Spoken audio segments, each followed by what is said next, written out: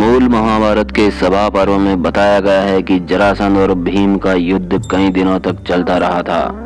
सम्राट जरासंध बड़ा ही वीर और पराक्रमी योद्धा था। उसको मारना बहुत ही आवश्यक था क्योंकि जरासंध ने बहुत से राजाओं को अपने कारागार में बंदी बनाकर रखा था, पर उसने किसी को भी मारा नहीं था।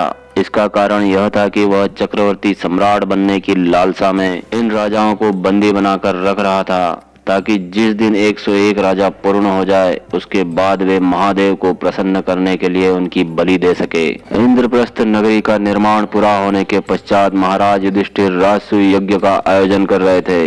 इस विषय पर महाराज ने श्री कृष्ण से बात की तो उन्होंने भी युधिष्ठिर को राजसूय यज्ञ करने के लिए प्रोत्साहित किया, लेकिन महाराज युधिष्ठिर के चक्रवर्ती सम्राट बनने के मार्ग में केवल एक ही रोड़ा था, मगन नरेश जरासंध, जिसे परास्त किए बिना वह सम्राट नहीं बन सकते थे और न ही उसे रणभूमि में परास्त किया जा सकता था।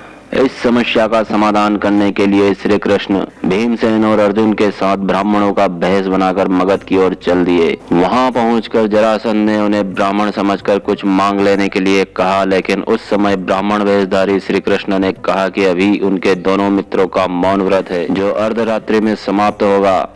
तब जरासंध ने अर्धरात्रि में उनके पास आने का वचन दिया और उनको ब्राह्मण कक्ष में ठहरा दिया, परंतु जरासंध को उनके शरीर की कदकाठी को देखकर कुछ संदेह हुआ कि वे ब्राह्मण नहीं हैं, क्योंकि वे शरीर से क्षत्रिय जैसे लग रहे थे। उसने अपने संदेह को प्रकट किया और उन्हें उनके वास्तविक रूप में आने को कहा और कहा कि उन्हें जो चाहिए वह मांग ले।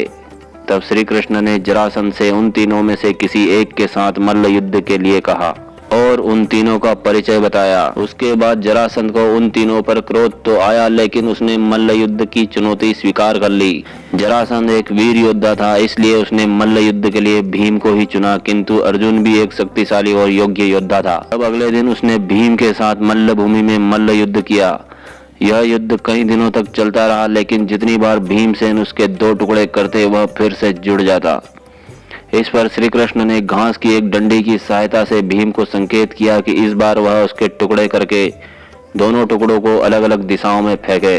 तब भीम ने वैसा ही किया और इस प्रकार जरासंध का वध हुआ। उसका वध करने के बाद उन तीनों ने उसके बंदी गृह में बंद सभी 86 राजाओं को मुक्त किया और श्री कृष्ण ने जरासंध के पुत्र को राजा बना दिया। दोस्तों, यह थी जरासंध के वध की कहानी। अगर यह कहानी आपको अच्छी लगी हो तो वीडियो को लाइक शेयर करें और चैनल को सब्सक्राइब करें। धन्यवाद। जय श्री कृष्ण।